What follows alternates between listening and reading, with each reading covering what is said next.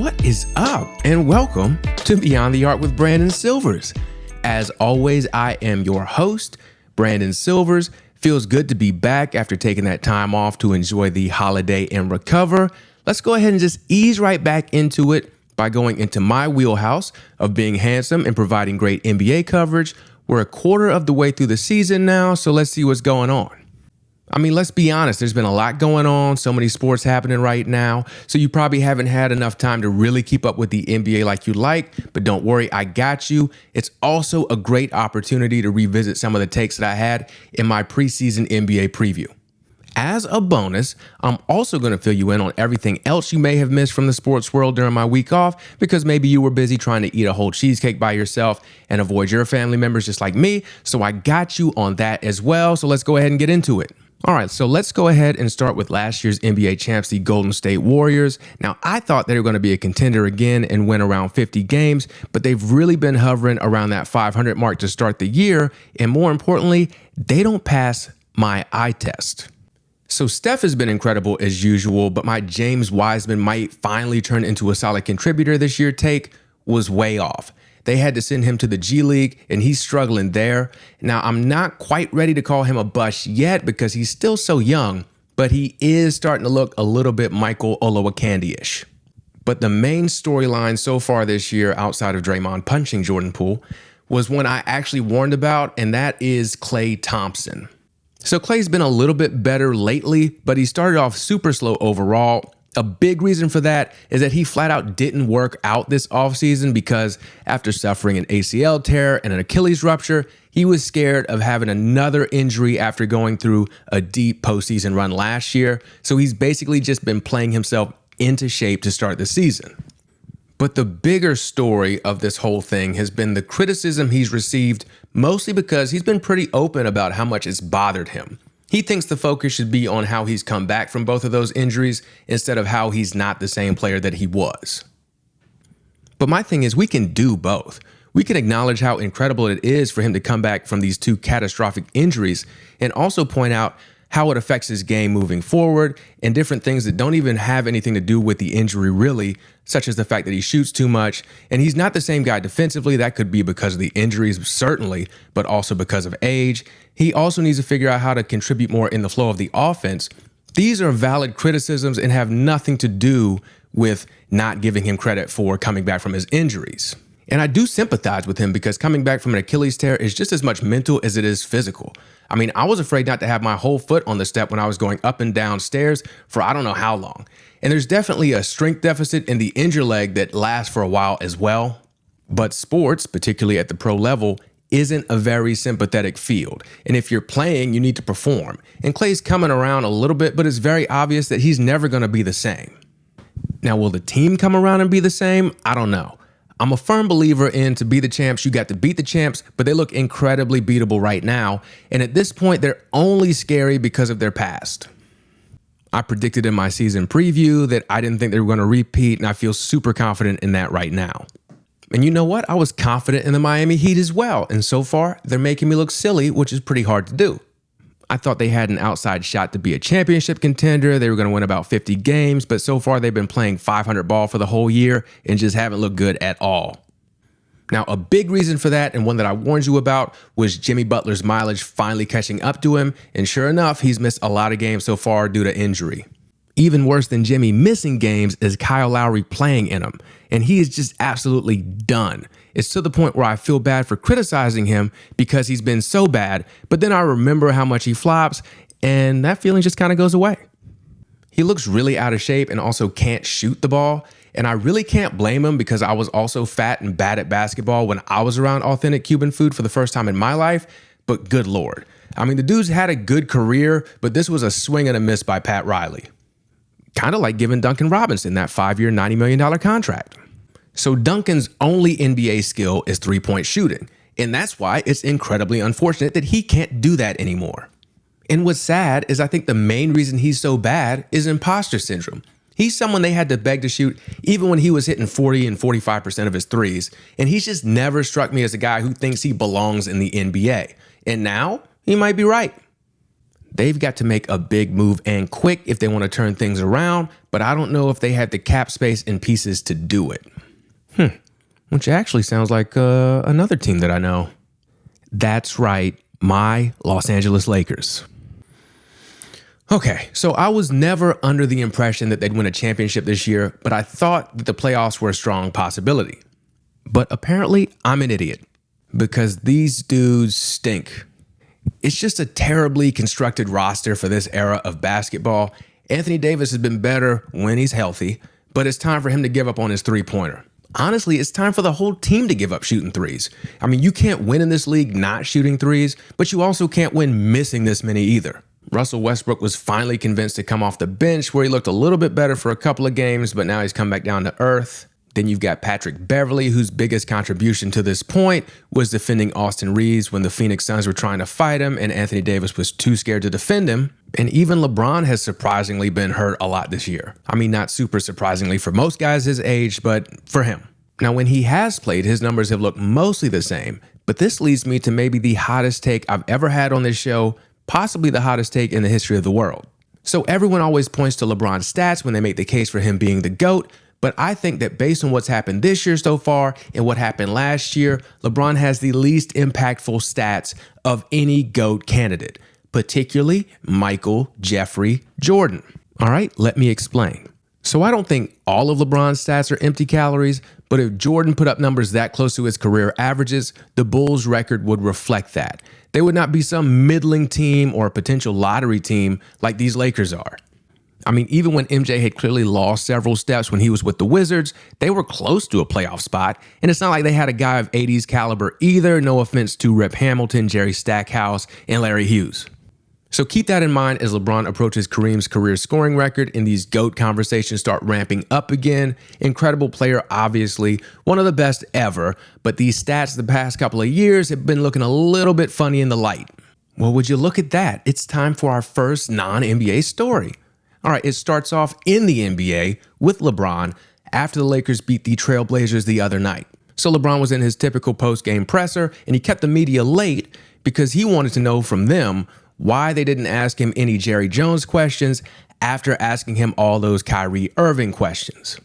Now, I went into detail on this the last Kyrie episode that I did, and I explained why it's bullshit that black athletes are expected to answer for everything every other black person has ever done and to do so immediately. But let's talk about Jerry Jones. So Jerry is the owner of the Dallas Cowboys, who were LeBron's favorite team growing up, and he was interviewed as part of a Washington Post series by Sally Jenkins and David Moranis about the lack of black coaches in the NFL.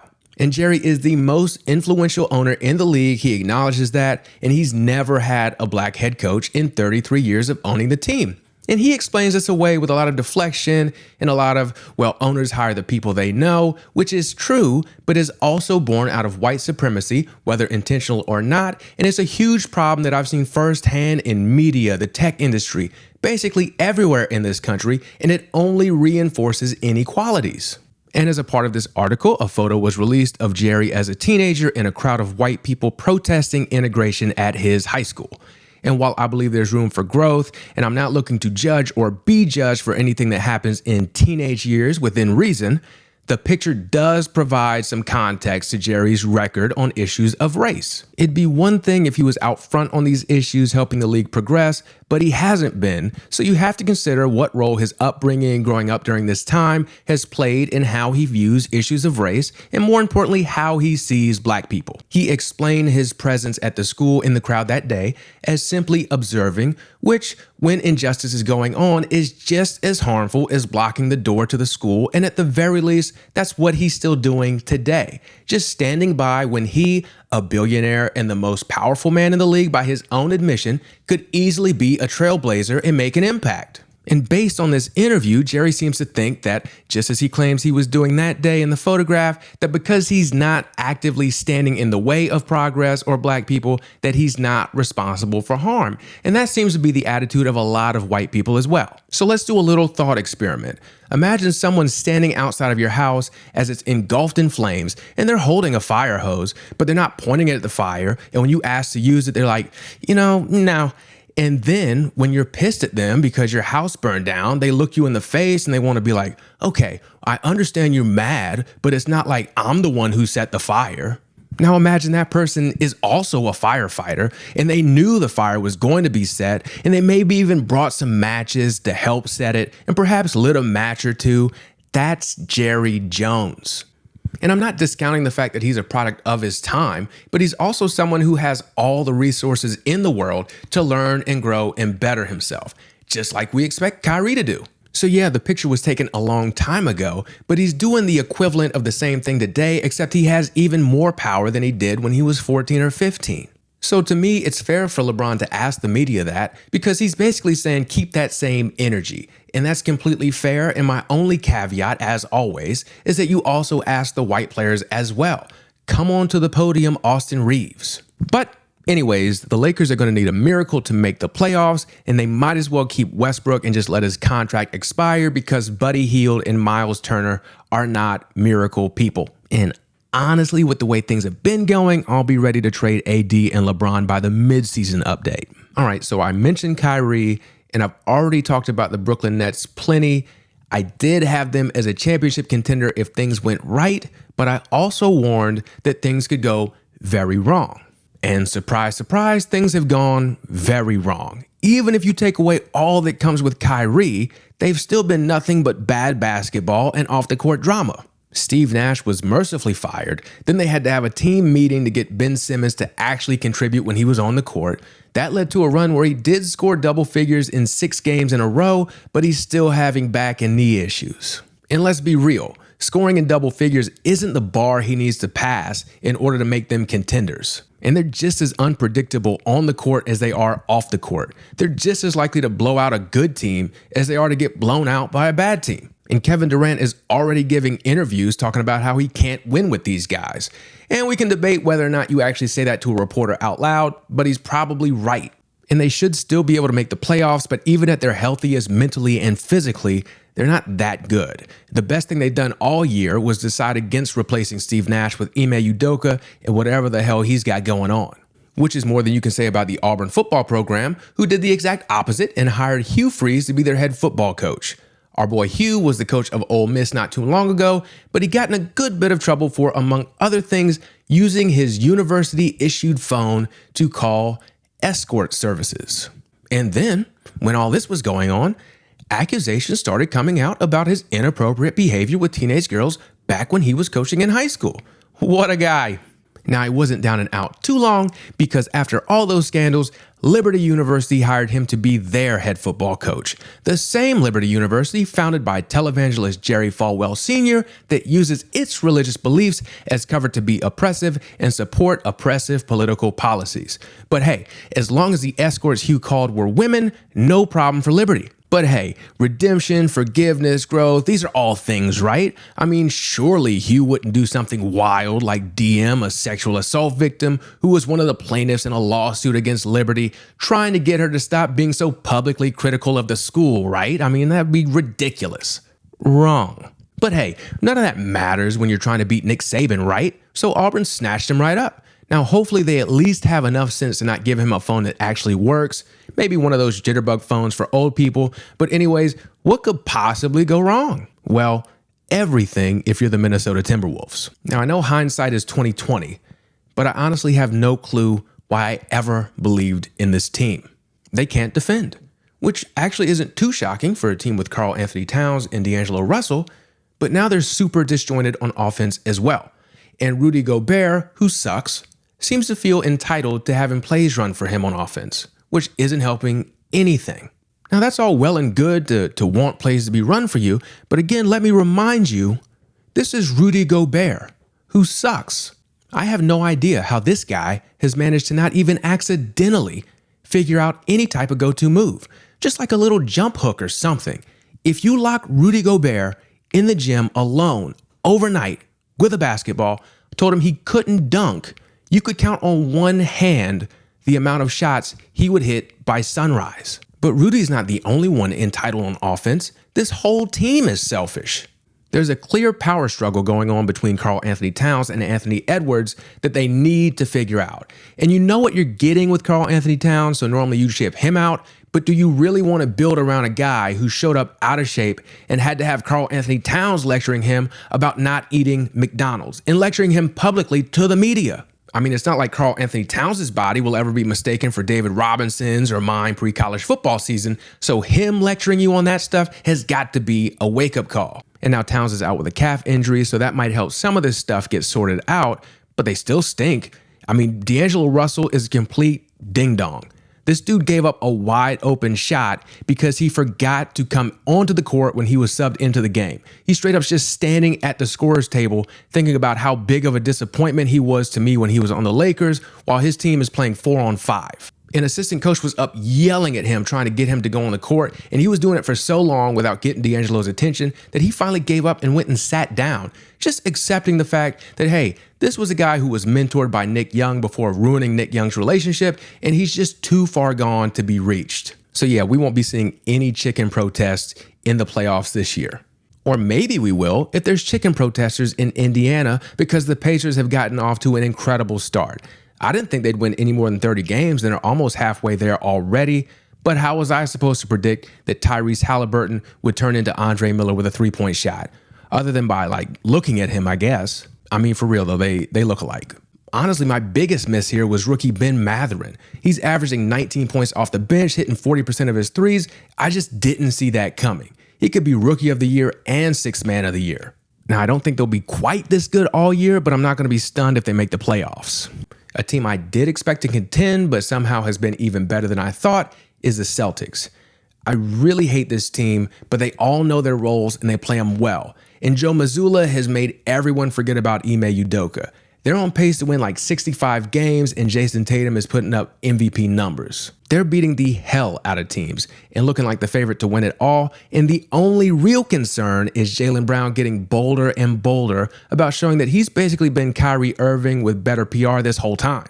At least until recently. I think the Boston media has done a good job at not reporting the true extent of how open his third eye is, but you can only contain stuff like that for so long, particularly when he's getting asked about it more and more at press conferences. He could stand to learn a thing or two from U.S. men's soccer team captain Tyler Adams. Not only has Tyler never said anything as ridiculous as Jaylen, but he handled a shitty journalist from Iran perfectly.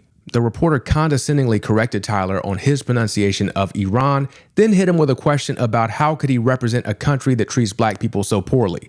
Tyler Adams is black. Now, this wasn't exactly out of nowhere. The U.S. was about to play Iran. We don't exactly have the greatest relationship with them as a country. They're going through a lot of protests due to the death of a young woman for allegedly violating hijab laws. Even the Iranian players have been protesting against the current regime, which has led to them and their families being threatened. On top of that, Team USA's soccer social media team posted a picture that changes Iran's flag to show support for the protesters. And Tyler handled this questioning incredibly, saying, "There's discrimination everywhere you go. In the US, we're continuing to make progress every single day. Through education, I think it's super important. Like you just educated me now on the pronunciation of your country. It's a process. As long as you see progress, that's the most important thing." And this is a kid who's 23 years old, and he was able to handle that question like that. It was just incredible to see. And he's right. There's plenty of racism and discrimination everywhere, unfortunately, and I like to see more progress made faster. And I'm not shy about critiquing things in this country, but I am thankful for the progress that we've made so far. Like, for instance, the fact that our players can speak out without being threatened by our government. So shout out to the Iranian players who played their asses off with all this going on. Cannot even imagine the courage that took. Team USA coach Greg Berhalter also had to field some aggressive questions from Iranian media, stuff like why hasn't he instructed the US government to take away its Navy fleet from the Persian Gulf? That's hilarious because this is the man who is in charge of the Team USA soccer team, and we can't even manage to get him to put Gio Reyna in the game. You think he can move a fleet that he isn't in charge of? Imagine if Jaylen Brown had to handle questions like that. For those unfamiliar with Jaylen off the court, There were some rumors about him being anti-vax, but the support of Kanye and Kyrie has been a bit much. And it's like he wants to go out there and say it with his chest, but he's still a little bit too scared to do that. I mean, Kyrie is obviously quite open with his ridiculousness, and I respect that to a degree, and we all know where he stands at least. But this Jaylen Brown act is pretty cowardly. I mean, say what you want to say. You think you're so much smarter than us? Then enlighten us. I mean, he's still out here like halfway defending Kyrie, even after Kyrie walked it back. Then he's acting like he got the Qs and the Black Israelites confused on Twitter. I mean, come on. And there needs to be more questions about why he was signed to Kanye's sports agency, knowing damn well Antonio Brown was in charge of it. I've worked a lot of jobs, but none where I would feel comfortable with Antonio Brown providing me any kind of guidance. So I feel like there's a scandal brewing here, but this team has handled scandals so well so far that I guess we're just going to have to see them in June again until I tell you otherwise. The biggest surprise this NBA season, and one that I completely missed on, is the Sacramento Kings. I'm probably not alone on that because really, who could have seen this coming? I was thinking like mid-30s wins for them, and they're already like a third of the way there. Going to be tough to maintain that, but they probably do end up exceeding my expectation by a lot. Former Atlanta Hawk Kevin Huerter is playing out of his mind. He's averaging a career-high 16 points on an absurd 45% shooting from three. Then you've got Domantas Sabonis playing like Jokic, putting up 17, 11, and 6. Or maybe he's just playing like his dad's son to be more accurate. His dad, Arvydas, was a great player for the Trailblazers back in the day, even though he came to the league late because the then Soviet Union wasn't letting players come over, particularly not 7'3" ones who had guard skills. Arvydas was said to be on the level of the best centers we had over here before injury slowed him down, and he's in the Basketball Hall of Fame. Now, I remember 3 things about Arvydas from my childhood. All right, number 1, he ruptured his Achilles tendon. Shout out to me and Klay Thompson. And Arvydas' rupture took forever to heal, and then on top of that, he had an arthritic foot that was so bad that doctors told him that he qualified for a handicap parking spot, and he played in the NBA like that. And he was slow as all hell as a result. Number 2, he had the biggest head of any person I've ever seen, like anatomically speaking. He was 7'3", like I said, but if he had a normal sized head, he probably would have been a little bit taller than me. And finally, number 3, it felt like every big game the Trailblazers had in the late 90s, early 2000s, someone would show up with a sign that said, "He's not my Vitas, he's not your Vitas, he's our Vitas." And I love a good play on words. And so whenever Arvydas Sabonis comes up, or his son Domantas, I always mention these 3 things. It's automatic. Back to the Kings, the guy who has really led the charge for them is De'Aaron Fox. He's really thrived since they moved Tyrese Halliburton to the Pacers, and he's rightfully in the mix for an all-star spot. It'll be tough since the West is stacked, but 24, 5, and 6 on a team that's winning when they weren't supposed to be is a hell of an argument for De'Aaron. Now, speaking of both Aaron's and D's, former Notre Dame and Green Bay Packer quarterback Deshaun Kaiser was on the Brenneman Show, and he was talking about how the first time he met Aaron Rodgers, Rodgers asked him if he believed in 9/11. Now, I'm not entirely sure how one either believes or doesn't believe in 9/11. It's not Santa Claus. And Deshaun was apparently just as confused as me because he was like, "Yeah, I believe in 9/11. And Aaron told him, "Oh, you should read up on that." Deshaun looked at this as some sort of bonding exercise, and he did research about conspiracy theories surrounding 9/11. Now, he was only with the Packers for 1 season, so I don't know how well all that bonding worked. Now, going back to LeBron comparing reactions about Kyrie and Jerry Jones, this is actually a better comp to me. These are conspiracy contemporaries. They've both done the anti-vax thing. They're both self-proclaimed free thinkers, whatever the hell that means. Kyrie did the Amazon anti-Semitism. Aaron has countered with 9/11 conspiracy theories. Aaron was actually interviewed on the Dan Le Batard show like right after the January 6th storming of the Capitol, and he did the whole both sides things. Now, he's always rubbed me the wrong way, but that interview in particular, I was like, oh, okay, I see. So, to put my LeBron James hat on, what has to be done to talk about Aaron Rodgers in the same way that we talk about Kyrie, outside of re-vitiligo? Homophobia, racism, anti-Semitism. Can we not just go ahead and get it started? Has anyone who's gone this far down the conspiracy theory path ever come back down to flat earth? Remember, as this continues to unravel for Aaron Rodgers, that I had it first. I was here alone, staking out this ground.